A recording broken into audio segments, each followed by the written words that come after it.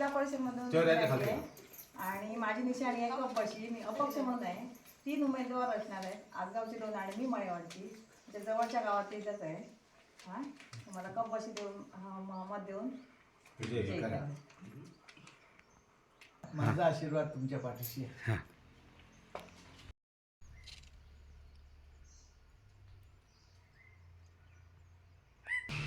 सानिकाजी, आज तुमचा आरोस गावामध्ये मोठ्या संख्येने प्रचार चालू आहे, काय सांगाल?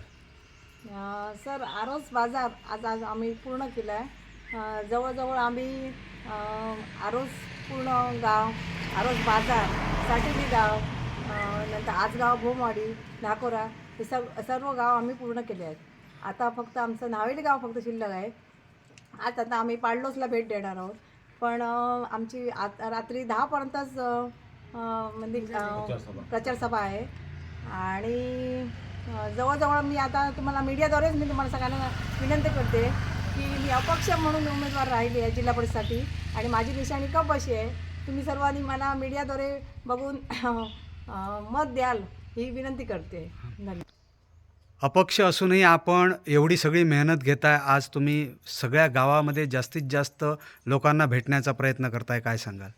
सर, मी महिलांच्या आग्रहाखातरच मी अपक्ष म्हणून उमेदवारी स्वीकारली. कारण अपक्ष लढणं ही साधी गोष्ट नाही आहे. पण माझ्याबरोबर आरोस म्हणा, नावेली म्हणा, मळेवाड म्हणा, ह्या गावातील सगळ्या महिला माझ्या पाठीशी खूप ठाम आहेत. आणि म्हणूनच मी अपक्ष म्हणून उमेदवारी घेतली आहे. आणि मला पण जनमत बऱ्यापैकी आहे आणि मी निवडून येणार याची पण मला खूप खात्री आहे. आणि सदैव माझ्या पाठीशी श्री स्वामी शक्ती ही आहेच माझ्या, हीच भावना आहे. धन्यवाद. नमस्कार, मी जान्हवी संजय गाळेरकर आणि या बोलेकर कंपनीचे मॅनेजर गेली 15 वर्ष, त्यापेक्षाही जास्त वर्ष माझी आई त्या कंपनीमध्ये काम करते. आणि लहानपणापासूनच अगदी म्हणजे मॅडम या म्हणजे मॅनेजर अशा नसून एक दुसरी आई म्हणू शकता. मग मी त्यांच्या घरी राहायची रविवार वगैरे. म्हणजे एक ती वेगळ्या प्रकारचं एक नातं तयार झालेलं आहे. आणि आज त्या निवडणुकीला उभ्या राहिल्या, अपक्ष म्हणून राहिल्या. अपक्ष म्हणून राहणं एक कठीण गोष्ट आहे. कारण जेव्हा आपल्यासोबत एखादा पक्ष असतो तेव्हा आपल्याला त्या पक्षाच्या एका चिन्हामुळे मत भेटतं.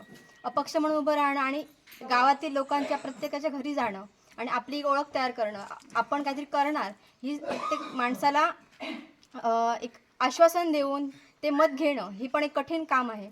आणि आज महिलांचा बऱ्याचपैकी यांना सपोर्ट आहे, माझा पण सपोर्ट आहे. आणि मी माझ्या गावातही बऱ्याच लोकांना सांगितलं आहे. आणि आज शिक्षण मी जे घेते त्यामध्येही आणि लहानपणापासून ते आतापर्यंत अगदी आईप्रमाणे ज्यांनी सपोर्ट केला दोन्ही भावंडांना, त्या मॅडम, त्यांच्यासाठी मी तुम्हाला सगळ्यांना एक विनंती करेन की प्रत्येक घरातून किमान 2 मतं जरी भेटली.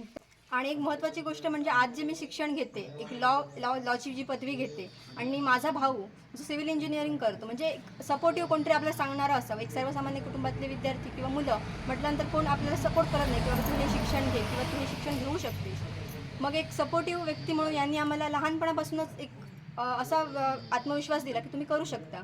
आणि आज जे लॉ फील्डमध्ये मी जी आहे ती यांनी मला लहानपणापासून मार्गदर्शन केलं की तुझं वक्तृत्व चांगलं आहे, तू चांगली बोलू शकते, तू एक चांगलं नेतृत्व करू शकते. त्यामुळे यांच्यामुळे आज मी या फील्डमध्ये आहे, शिक्षण घेते. आणि अशा गावातील प्रत्येक मुलींना, महिलांना अशा नेत्याची गरज आहे. आणि माझ्यामध्ये तर एक महिला म्हणून मी सांगते की देशाचा विकास ही एखादी महिलाच करू शकते.